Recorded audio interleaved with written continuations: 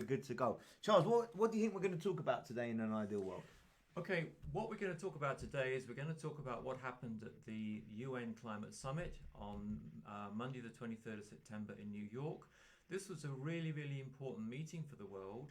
And we're going to also talk about what it means for all of us and what we need to do next, Gary. What do we do? What do we need to do next? Well, the UN, in advance of this meeting, 6 months in advance, what they did, they trailed a lot of activities that they wanted to talk about and decisions they wanted to have, well, things they wanted discussed. So what happened at the meeting, the bottom line is that they achieved some of these things, but really they didn't achieve enough. So we're still on track for much more than 1.5 degrees of global warming. So what this means is that all of us, everyone across the world who wants to stop climate change, and my guess is that's most people, so all of those people really need now to step up their action. If people are already taking action, then to do more. If people aren't taking action, then it really is time to make a stand, particularly to tell your politicians what you want, but also at the grassroots level, join an organisation, multiply your impact, join an organisation, get involved, do something about it. Now, you'll be both impressed with this, but we've got lots of people tuning in. I would if you're watching right now, I'd love you to give us some feedback, ask our panelists, the experts, some questions. I think it's a good time to introduce yourselves both. Who are you? What got you passionate about global, our planet? Who are you both? Okay, so myself, I'm the founder of noco2.org, so we plant trees. What I saw is that there's a lot of people who want to do something about climate change but don't actually know what to do. Climate change, planting trees is a really, really straightforward way of dealing with climate change. It's something that everyone can do. So it's very, very simple with us. If you donate £10, we can plant 93 trees, and those trees on average will remove nearly 1 tonne of, they'll remove nearly half a tonne of CO2 emissions every year those trees are growing. Amazing stuff. And do you want to introduce yourself? We're live from Paris over here. Yeah, so I'm Steven Savory. I'm French and I'm working in Paris, but I'm glad I'm working with all the good people at Saving Our Planet. We decided to found this NGO during COP21 when we found that the climate solutions were not advancing fast enough. So we said, okay, we're going to do our bit. We're going to try to identify what the most important climate solutions are and spread the word, because we need hope in this fight against climate change. Otherwise, I mean, there will be despair and everybody will cry if we find out that, okay, we get it. It's it's a big problem, but we don't know what to do about it. Okay, and when you see the children marching and going on strike, and Greta Thunberg taking on all the world leaders, well, I think they're right. I mean, we haven't done the right thing yet. So the good news is we know what to do, but we haven't started doing it. We actually, so the first thing we did at Saving Our Planet was to create a school, which is named the Climate School, and which is becoming the International Climate School because now it's going to be taught in several countries. And then we founded noco2.org. That was Charles' idea, and I think it's a great idea because if you want to fix climate change, well, the quickest takeaway is, okay, plant trees. If we plant 1 trillion trees, we will catch up with climate change. 1 trillion. Yeah, 1 trillion. We heard that right. Okay, 1 that's trillion. 1,000 billion. 1 million trees. Wow. So that's huge. Is there enough space on the planet? Okay, let me take that one. Just so people know, there are 3 trillion trees on the planet already. And but the one problem is that there's a lot of countries now where a lot of the trees have been removed. So a lot of trees have been removed in the UK, but we're only a small country. If you take a country like Brazil, over a period of 300-400 years, massive amount of trees have been removed there. So the answer to your other question, Gary, is yes, there is plenty of space for trees. There's something like 500 million hectares available to plant trees. So it's actually not a problem space-wise to plant 1 trillion trees. What is a problem is basically people getting on with it and doing it. So that's where we are. I mean, at the UN Climate Summit, Pakistan, they said that they're going to plant 10 billion trees. So that's great. That's great. I mean, there's 200 countries in the world. If everyone planted 10 billion trees, then we'd have 2 trillion trees. So it's a start. We just need more countries to plant trees. We need more people to try and plant trees. And then we can really start to get towards the 1 I'm going to trillion. cast. So really, my role here is a complete novice. I know nothing like you two do, and I'm not an expert. So the things that pop in my head is the underarm deodorants that we used to use 20 years ago that had all the toxins, yeah? Somebody somewhere from my memory seems to remember that something we sprayed 10 years ago is still in the atmosphere. Is that correct? That's one for Stefan. Stefan? Okay. So the aerosol cans that we used to have 10 years ago, Yeah. am I correct in saying that something I sprayed 10 years ago is still in the atmosphere? Well, it depends on exactly what was in the spray, and so that's a bit tricky. If you're talking about CO2, it takes about 100 years to disappear. If you speak about methane, which is natural gas, it takes about 12 years to disappear. So depending on the kind of gas, it will stay longer or a shorter amount of time in the atmosphere. But it's not so. Depending on the kind of gas, it will heat up the planet more or less. So if you take, for instance, natural gas, its heating power instantaneous. So this year, 1 gram of methane is worth 3.5 kilograms of CO2. So it means we need to watch not only CO2 but also methane. And the thing is about climate change, it's not really tricky. You need only to watch CO2 and methane and keep in check all the other gases. Of course, you don't want to pollute the atmosphere, but basically, we just need to monitor those 2 gases. And CO2 right now is about 70% of the greenhouse gas effects. So that's why we focus so much on CO2, because we haven't seen the problem with methane yet. But the methane spike is coming. We've seen a spike in 2018. So this is also becoming a concern now. So at no CO2 we focus on CO2 because it's the biggest problem, and it's the gas that stays around for a longer period of time.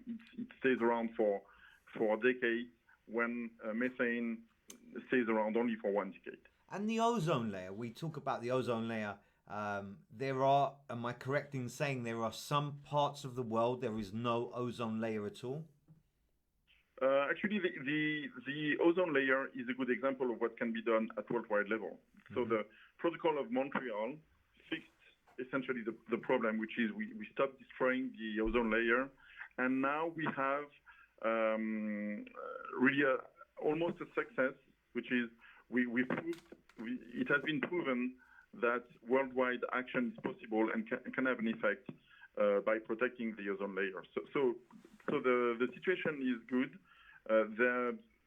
There can be years where the ozone layer hole is deeper than other years, but on average, we've solved this problem. Stephen, when you watch this back, you will see a huge smile on my face. That's such a positive message that we don't say that we are making a great effect. All I hear is negative things, that we're getting worse and worse. That's the most heartwarming news I've heard all day. Please continue, sir. That's great news. Thanks, Gary. Well, we can do the same about climate change, because climate change is simple, you know. So right now, Charles gave me this line. He said, okay, climate change is simple because we are on a +3 or +4 degree global warming track, which is catastrophic. You don't want to live in a +3 or +4 degree world, not because it's bad, but because it's so different from today, which means everything that we know today will have to disappear for this new world to appear. In a non-positive way.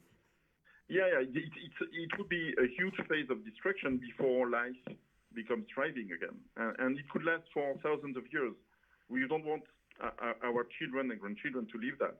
Okay, so if we are to prevent that, we need to do the maximum that we can do, which is not only the current pledges of the Paris Agreement, which bring us only to plus 2.5 degrees, but we need to do more faster decarbonation of the power sector to reach plus 2 degrees. And on top of that, and that was in last year's SR15 report of the IPCC, SR15 means that the report that says how we can limit global warming to plus 1.5 degrees. And in that report, IPCC, the Intergovernmental Panel on Climate Change, said, you can do it, but you will have to do two things which don't exist yet, which is massively plant trees and massively change carbon-intensive materials by carbon-neutral or carbon-negative materials. Is that clear to you, Gary? Or very, very clear. Very clear. That you really made my heart warm that we are making some kind of progress. Because my time with Charles, I just worry that are we going to do this? Is it going to be all good? But you really, if you're watching this, you might please ask these guys questions. We're going out live, which is one of the best things you can ask questions. We're with a 16-year-old earlier. He was doing the IT, and he wasn't very well educated on this. What were some of the questions he was asking? What is the UN climate summit? And how long has it been going for? And why does it exist? And those were questions he was asking us. Yeah, certainly. I mean, he was asking some simple questions. So let's cover that. The UN Climate Summit, there was a big one of these UN COP meetings. So this took place in Krakow in December 2018. So this is a sort of halfway point between that COP meeting and the next COP meeting, which is in December. So this meeting in New York, it was very heavily trailed by the UN to say, look, we really need to make a difference. They went out to every country individually and said, look, we want you to do more. What can you do? So a number of countries came back. So basically in the UK, we've got a new climate agreement where basically we've committed to achieve net zero by 2050. That's Theresa May's thing, which came out in June. France has done the same, and Germany now, just this last week, has committed to this. And so it's another 74 countries. So 77 countries in total now have made some sort of commitment, stronger or so, to this. So this conference was very heavily trailed as basically wanting countries to make a higher level of commitment.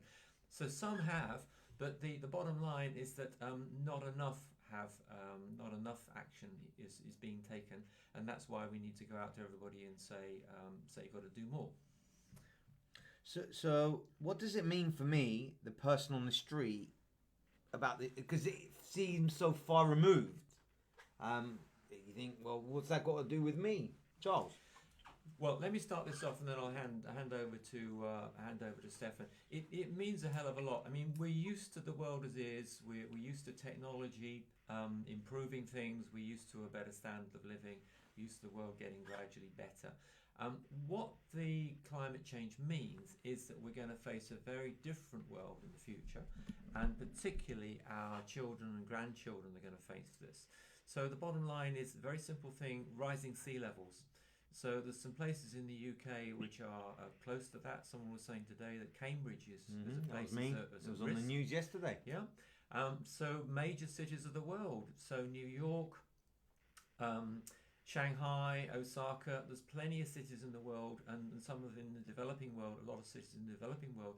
These cities are pretty much on sea level. So half a meter right level rise in sea level can be catastrophic for these countries. So the weather is going crazy. We can all see this. Hurricanes are getting stronger, and we have this strange combination. We both have more droughts and we have more floods. So if you're trying to grow crops, then if your crop is not wiped out by the floods, it can be wiped out by drought. And so this is going to impact everybody with so many people in the world needing food, more people every year. we are going to encounter food shortages, and with that, people are going to lose their livelihoods. They're going to lose the land they live on because they're flooded out or because of drought, and that's going to cause social unrest. We've got social unrest in the world already, but think of 10, 100 times more. So, Stefan, do you want to pick this one up? Yeah, so first on sea level rise, I'm not sure that everyone understands what it means. So I'll give two examples about two places I know very well, but what I'm saying is true for Hualong Bay in Vietnam or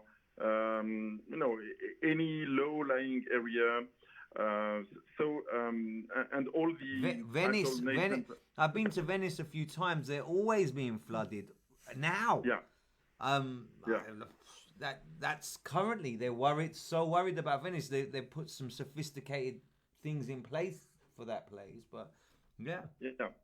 So I want to say a few words about the scientific process. How we can predict sea level rise and how fast the news can make it into the news and media and to the general public. So in 2015, the first simulations made by scientific teams that show that a multi-meter sea level rise is possible before the end of the 21st century were published. But it took 4 years for a comprehensive study to be published, and that was published only in May 2019. So it took 4 years to get the news published in scientific papers that are admitted by everyone. And then, so it's been already 3 months, and you still don't know about it because the first newspaper articles about sea level rise, multi-meter sea level rise, were published a few weeks ago, and you probably haven't read them. So, and if you do you understand what they mean? No. Did you, Gary? Nope. That went by me. And we've done that for almost 5 years. And what we were told by Dr. James Hansen, who is the first one who told that at COP21, is that we will have 1 or 2 meters of sea level rise before the end of the century, and it could be worse. It could be before 2050. So, I mean, if you think of adaptation, is there an adaptation to 1 or 2 meters of sea level rise in 2050 or 2070 or 2100? No, there is none, because you will be able to protect Manhattan, but you won't be able to protect Long Island. You will be able to protect Venice, but you won't be able to protect the rest of the Mediterranean. And no, I don't know any other places in the world, but you can imagine what it does to have your sea level rise by 1 or 2 meters at any of those places. The number of refugees which has been computed is anywhere between 400 and 800 million people. And you can see the loss of history and historical monuments and culture and civilization that this implies. So, I mean, it's not overly catastrophic if the evacuation plans are planned, years ahead. But this is not the way it's going to happen. People are going to wait until it's too late, unless the warnings launched by the scientific community are taken seriously by everyone, not only the politicians, but everyone. That's the first thing. The second thing is that this is the average simulation. The worst simulation is 5 to 7 meters by the end of this century. And that changes everything. So it means doing nothing is not an option. We've had the Stern report, which said that the economic growth of any country would become negative by 5 or 20% if we don't do anything. So this is unacceptable. I mean, this is the end of the economy as we know it. This is almost the end of. This is in our lifetime. And this is probably in our lifetime, but definitely in our children's lifetime. Because people think, it's going to be years until this thing. This is in our lifetime, and that's. Well, we've seen it since 2015. Actually, it's a coincidence, but as soon as we signed the Paris Agreement, stuff started happening, which is those huge typhoons and hurricanes, the severe droughts and floods, and then we're seeing that all those small islands, they are at every storm or at every high tide, they are completely submerged. So in the Caribbean, this is the Caribbean, those little islands. Oh, it's also in the Pacific. You have the Kiribati Islands, which is this big archipelago stretching over 3,000 kilometers over the line change date, the line change, the date change line. Sorry, the Kiribati is slowly disappearing under the Pacific Ocean.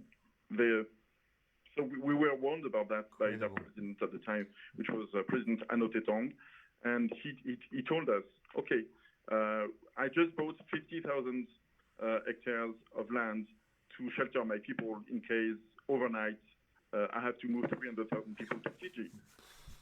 Wow. Okay, look, guys, I'm getting depressed now. I'm getting depressed Right, myself. So look, I think it's important to know that. So let's move the discussion on, right? So if people are just joining us, and they are. Do you know some kind souls have shared this nearly 20 times? Amazing. So if you're just joining, this is Improve Your Carbon Footprint. We're talking about the UN Climate Change Summit that took place in New York on the 23rd of September. We've just talked about some really quite difficult scenarios of sea level rise that would have potentially affect an amazing 10% of the world population. Now, the thing is, we can do something about this. So let's just sort of talk a bit about what we can do, right? Because there's a lot we can do, and in fact, you know, we can solve this problem. So let's talk a bit about what we can do. So the first thing coming out of this climate change conference is that really it's now down to everybody. There is a climate emergency. There's a climate and environmental emergency being declared in multiple countries across the world, in multiple districts. Where I live, there's one. There are in many places, in many cities. So I think what this emergency really means is that it's time for everyone to get involved and do something. So what can you do about it? You can start to reduce your CO2 emissions. You can start to remove your CO2 emissions by, for example, planting trees. But particularly important is to multiply your impact by talking to people and joining organizations. Join a local organization, a national or international organization such as Saving Our Planet. So you can do all of those things. And right? before we went live on air, we were talking about, Stefan was telling us about China and some great things that they've signed up for. Do you want to tell us about that? The more optimistic things? Yeah, so coming out of the UN Climate Conference, I think a number of commentators have missed this because it was a bit buried far down. And also people were a bit critical that China didn't actually speak at the conference. But included in the press release is this comment which China has made a commitment to reduce their CO2 emissions by 12 billion tons per year. So that's 12 billion tons per year.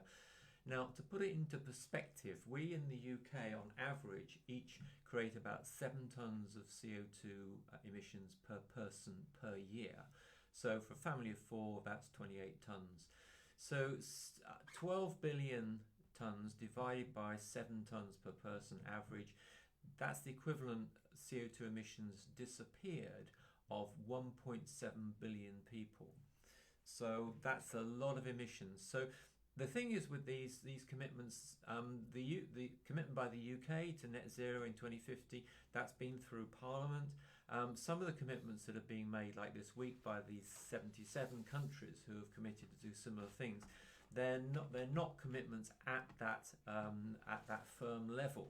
But the thing now is where someone has made a commitment, like this China with the 12 billion tons of CO2 per annum, it's really important that we hold these people to account. Now that comes down, Gary, to, well, what difference can we make in this country? But certainly people in China need to be holding their government to account. And there's a young lady called Greta, and she's making a massive difference, isn't she? So somebody that young can make such a difference. Did you get to meet her, Stephen? Yeah, so I met her at COP24, and I didn't know what was going to happen, but definitely I thought that the climate strike was a great idea, and it's a good way to express the dismay that children are feeling at the inaction of the previous generations. So it looks like they get it, and the older people don't get it. And I understand that there is frustration and anger at our inaction, because we are talking and talking and talking, but the climate action is very slow. It's too slow. And as Charles put it, I mean, it's so simple to plant trees. Why are we doing it so slowly? We clearly found no CO2 to speed up the process, and a lot of people are trying to do it, but it's tough. And Charles, how much does it cost to plant a tree in Madagascar? Okay, we're planting, to plant trees with no CO2 is very, very cost effective. We're planting trees in the tropics because trees grow 3 times faster and they're a lot cheaper to plant trees. We looked into planting trees in Scotland, where there was a forest originally, and there is tree planting going on there. But realistically, it costs around 50 times more to plant a tree in Scotland, and it grows slower. Now, it's important, the land in Scotland we will need to use in time to plant trees, but for the moment, let's go with where it's very cost effective. And by the way, planting trees in places like Madagascar, it creates paid work for people, which is good. It creates a habitat for wild animals, and a lot of the trees that we're planting are mangroves, and mangroves are particularly effective because obviously they grow in salt water. If sea levels rise, then the mangroves should over time migrate, migrate into the land, and they're very good for absorbing lots of CO2. Very good. So, just in case you don't know what this young lady did, she was the first. Her and her crew were the first to cross the Atlantic on a boat that had 0 carbon emissions. Right? Is that correct?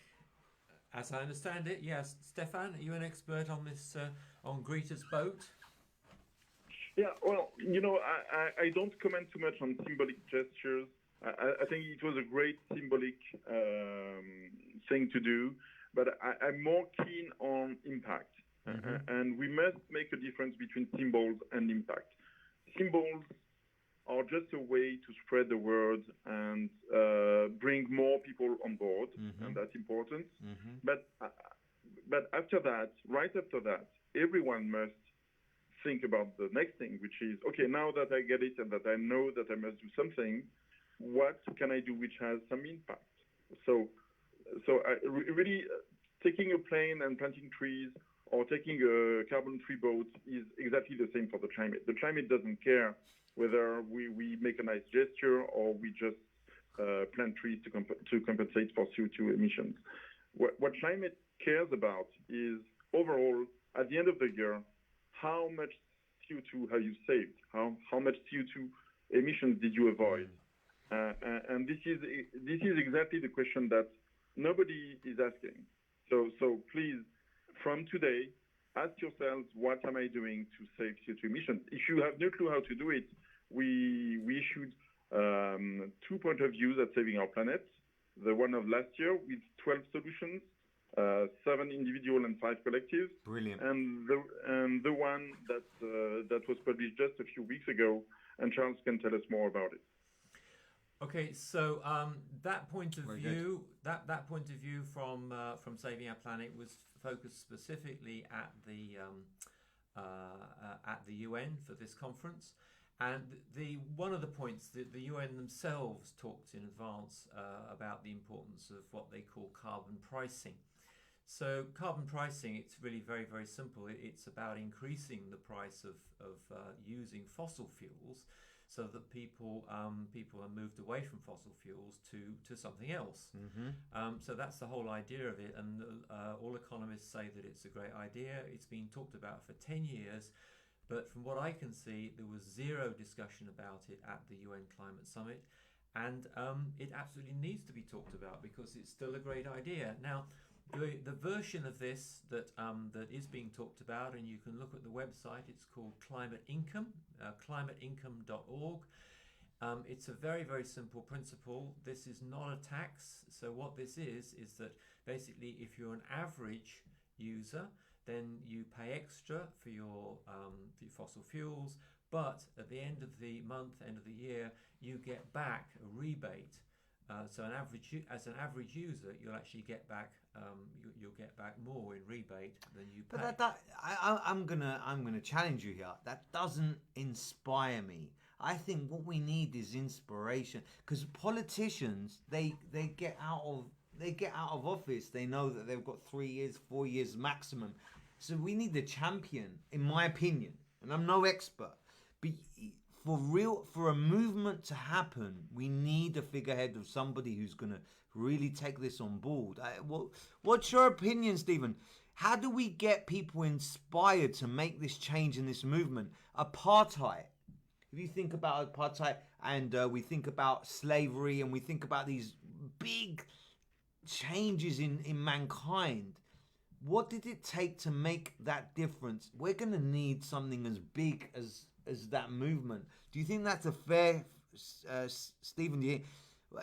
Of course, we can tax people. At the minute in England, we have something called a sugar tax, where we tax people for eating too much sugar, and it's working, but it's not really educating. So people are eating less sugar. What would be if you had a magic wand and you could just do anything and change people's attitudes? How do you think we're going to do that, Stephen? Okay, let's build on the idea of the climate income, because I think it's a very good example. Great. So this is an initiative which is simultaneously driven by a few NGOs in Canada, the USA, and Europe. And in Europe, we've named it climate income because it's very simple. Only the fossil fuel producers pay the price of carbon. So it's not a tax. Most companies won't pay for it. Only the importers and the producers of fossil fuels. Mm-hmm. And it's redistributed evenly to everyone. So it means every month you will get a check from the European Union and your government saying, okay, we're giving you, say, 100 euros per month per person, so that you have now added buying power to choose the low carbon solution and cope with the emergencies that you may have. But soon, since you will see the price of carbon-ridden products rise, we warn you in advance that you have to start thinking about it. And we not only warn you once, but we warn you every month, every time you receive the check, that, okay, before you cash this check, think about what you're doing every day or every month to reduce your CO2 footprint, because it will become expensive in the long term. Say the price of carbon will be 100 euros per ton of CO2 in 2025, and 200 euros in 2030, 400 euros in 2040, and 2,000 euros in 2050. It's going to be that bad, and we won't have a choice, because if we don't do that, we'll have 2 meters sea level rise at our door, which means 10% of the people in your country moving to your place because they don't have a place anymore. We want that to happen. So if you think this way, you know you have to do something. You know that you shouldn't protest against the price of carbon. You should welcome the fact that you're going to receive money right now, or next year, or the year after, to think about it. And you're going to get paid to think about it. We want you to think about it. And we're not thinking for you. We're not reducing your carbon footprint. You have to do it. So Gary, So this climate income, empowerment. for me, this is a radical idea. We haven't done this. When the government talks about climate income, they say, "Oh, we're going to collect all the money and we're going to spend it for you." So that people are going to say, "Well, you know, the cost of everything goes up." But this way of doing it with the climate income, if you're an average user, you get back more each month as a check. The people who feel the pain are this amazing statistic that came out just this week. In the UK, 20% of all flights are taken by 1% of the people. Wow. So these are the people who are going to be paying extra. People who've got do huge amounts of driving. People who've taken a lot of flights. These are the people who are going to be paying extra. Wow. The average person and the people less than average. And of course, when you look at the situation, when you're faced with making a decision what to do you use the car to pop round, quarter of a mile to the supermarket, or do you walk around there? And a lot of people are going to be saying, when the price is so high, people are going to say, well, look, I don't need to use the car. I'm just speaking as a parent now, and as a human being. But when I see the news that unborn children development is affected by the environment. That hits home. So that's now. That's not in 10 years or 5 years. And people and studies have shown that if an unborn child and their parents are in the suburbs, amongst nature, the unborn child doesn't get that. That's going through a membrane. The fumes are going through the membrane, and it's affecting that unborn child. That's such a massive now. Like, for me, that truly inspires me into action. I don't know about you guys. Those kind of stories, I don't think people know. Great, Gary. I mean, this is, the whole face of the streets where we live are going to change over the next 10 years, because as we move to, hopefully, we are going to accelerate the move to electric cars. And as we make that move, then basically those fumes, those horrendous spots under motorways, primary schools under motorways, all these sort of crazy urban roads that we've inherited driving into cities at the moment, these are going to be a thing of the past, because the majority of vehicles on those, hopefully fairly quickly, within a 10-year time frame, majority of the vehicles on those should be electric, and they should become actually Can I ask both of you a question? And it's just popped in my mind. How do you feel about certain car manufacturers that lied about diesel? How does that make both of you feel? Stefan, do you want to take that one? Yes, well, I'd say that was bound to happen, because, we've had the electric car coming for 10 years. In 2010, we had a great meeting somewhere in France, and we said, okay, it's going to take 10 years, but in 2020, electric cars are going to take over the fossil fuel cars. But wait, it's not all. If you do that, you need to care about how you produce the batteries, and you need to care about how you produce the power. So you need low carbon power to make low CO2 batteries and to power low CO2 electric vehicles. In France, we are lucky because we have essentially low carbon power. There are actually 4 countries in Europe, which are Norway, Sweden, Switzerland, and France, which has very low carbon power. And then we have 2 countries, which are Austria and the UK, which has sort of low carbon power. And then all the other ones, except a few Eastern countries, have very high carbon power. So it means when you're driving an electric car in Germany, where you have Volkswagen and all the people who cheated, well, it's not a good solution for the climate. It's a good solution for pollution, because you don't have local pollution, but you have the pollution 20 kilometers away at the coal power plant. So what countries like Germany and Poland and others need to do is to switch to low carbon power. And that's not an easy thing to do overnight. Countries like France and the UK have prepared it, so they are getting there. But other countries are in trouble. So what is your biggest disappointment with the UN summit? Was there anything that you thought, they really could have reached there? We've left this under the mat, under the carpet. Oh, yeah, that's a funny matter, because we had this discussion the other day with Charles, and he was disappointed that I wasn't more frustrated with the UN. He's more frustrated than I, and there are reasons for it. I think we knew from the start, from COP21, that this would be a lengthy process. So, as I said, there is a 5-year period from 2015 to 2020 where we're actually just counting numbers and preparing things. But 2020 to 2025 will be really the action phase. So steps need to happen between 2020 and 2025. So what the people should do now is demand from their government that action be taken at COP26 to actually reduce CO2 emissions by at least 5% per year in each country. This is what it takes to respect to reach the objectives of the Paris Agreement. So 5% CO2 emissions or GHG emissions reduction per year in every country.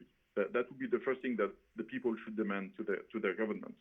The second thing is, when you're shutting down coal power plants, don't replace them with gas power plants, because you have the methane spike, which is directly related to the increase of natural gas. Natural gas is not clean. This is a fallacy, and this is This is a big problem for countries like Germany, which have said, okay, we're going to shut down nuclear power plants and replace them with gas power plants. And now we see a methane spike because drilling has increased and leaks are increasing. And in some regions, the natural gas networks are not seal tight. So the leaks of methane defeat the purpose. So what is your view on that? Because people think nuclear, is it a good thing? Is it a bad? I'd love both of your views on that. Is nuclear a good way to go? Well, we've studied that, and we've had really a heated debate in 2016, and the outcome was okay. yeah, really, and the outcome was okay. We don't have a better solution to shut down coal power plants. It doesn't make sense to shut down nuclear power plants if you're not shutting down the coal power plants before. So let's shut down the coal power plants first. And we have a petition which is named Exit Coal Now, where we should have more signatures. We have only 2,000 signatures. This is ridiculous. Whoa. It looks like people don't understand that shutting down coal power plants is an emergency. It's 20% of the CO2 emissions, but it's also, just in Europe, it's 20,000 people dying early each year because of the coal power plant pollution. So it's a health and climate issue. Gentlemen, do you know what it strikes me? I'm a big fan of Einstein. He says to do the same thing and accept a different result is not going to work. We really need to think out of the box. Listen to young people. Listen. If you're watching this, please share it. I know that we've had nearly 20, 25 shares, which quite likely this will get to a couple of thousand people. We need the message sent. I really like personally that we should be teaching this at schools. We should be educating everybody on this. And I don't know if we're educating enough people today. It saddens me that quite a large proportion of the world do not know that this is a problem. Do you think that's a fair statement? Because you two are in a bubble. You two are in the bubble of saving our environment, but the majority of people, I'm telling you, do not know the severity of the situation. Sadly, Gary, you're right. I think what people need to understand is that it comes down to a choice. You know, we're a very democratic country. We've individuals are allowed to express their opinion about everything. And we're used to that. We're a very different country than we were when, in 1939, when the country decided to go to war for moral reasons. So we've got a very different situation here now, but it comes down to a choice. We've got a choice of what people want to do. We can carry on as we are. You know, we can happily carry on and take all the flights and burn all the fuel and, party time. We can carry on with that. But the impact is going to be to really wreck the lives of our children and particularly our grandchildren. And what I think they're going to turn around to us. I mean, Greta's doing it already and people don't like it. But to have your own children and grandchildren turn around to say to you, look, back in 2019, what the hell were you lot were doing? I mean, we know you were spending a lot of time on Facebook, you were watching a lot of films and all sorts of stuff, enjoying yourselves. But, surely you could have found a bit of time just to prioritise what was needed to be done with the climate. So we've got a choice. We carry on as we are, or we say, right, we really need to get this fixed. And that's where I am and all of us here are. And basically, if you agree we need to get this fixed, then particularly please share this, please get involved. As I say, join a local organisation, think about planting some trees and essentially reduce your own CO2 emissions and talk to other people about it. It's a very, very simple formula.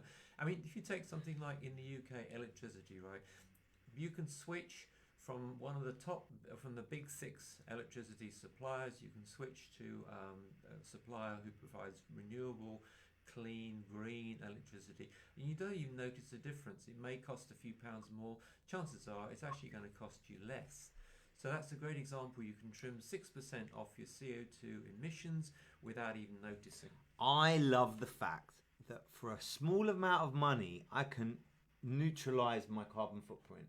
how much will it cost me to buy 1,600 and something trees? And Okay. I love this Yeah. fact. This excites Yeah, me. great. So it's it's actually very low cost to do this. The UK average is 7 tons of CO2 per person. So men, women, children, 7 tons of CO2 per person per annum. To plant enough trees to remove 7 tons of CO2, you need to plant 1,750 trees. So other people are talking about carbon offsets for a flight. You take a flight to New York or on holiday or something, you pay a few pounds for your carbon offsets. What we're saying is, look, the carbon offset for a flight, this is just part of it. Look at your whole CO2 emissions for your life, which is the 7 tons. Say your average, then you need to plant 1,750 trees. We plant those trees for you as a donation for £187. That's £187 or £5 a month, basically. And we plant all those trees for you. If you using a lot of if you've got a big house, you're flying a lot, then basically pay double. Pay extra, buy more trees. I mean, I think that's pretty reasonable investment, and then you can live pretty comfortably. I think that's a very good investment. I didn't want people coming back at me, so my wife and I, we each planted 3,500 trees. Brilliant. So it's simple. Brilliant. And anyway, you can do that. I mean, what an amazing gift! Plant what you can, just make a start. You see, plant with trees what do you buy the person that has everything? A zero carbon footprint. Exactly. I'm telling you, this is a great birthday present. We've got Christmas coming. It's the ultimate gift. The ultimate gift for Christmas is a zero carbon footprint, I would say. Absolutely. And you can get that here. So look, we'll put on the show notes how you can get yourself a zero carbon footprint. I would love for this to be gifts. So when it's your birthday, when it's Christmas, when you want to show somebody that you love them, then this is a great way. Stefan, what do you think? Do you think that could catch on? Yeah, I hope so, because that's the quickest thing you can do against climate change, which is helping other people compensate for their emissions. And there won't be enough for everyone. We're limited to 700 million people, so hurry up. Can I ask you some questions about France? We know in the UK we're really reducing plastic waste. We're recycling all the time. The government has taxed us on using plastic bags. What they're doing over in France at the minute? Is there any initiatives? Well, I'm from an island in the Mediterranean where we stopped using plastic bags 20 years ago. Great. And I've always wondered why it took so long for the rest of France to do it. But finally, they did it a couple of years ago, and it's working. So, I mean, it's not a huge country, but it's a big country. My ancestry is also the Mediterranean small island. Which one are you from? I'm from Corsica. Lovely. Cyprus. Yeah. Oh, okay, good. So I hope they're doing it in Cyprus as well. So I don't know. We're going to have to go and campaign over there and do something about that. Okay. Definitely. Well, we'd be happy. We'd be happy to teach a summer climate school there. I think that's a great idea. I'd love to set up some summer schools. The possibilities are endless. I cannot believe we've been talking about this subject for nearly an hour. So we really have to wrap up. We've had people watching this from the beginning, and I hope that this has been of interest. I know instinctively when the time passes, I'm in my element. This has been so interesting. You've been so...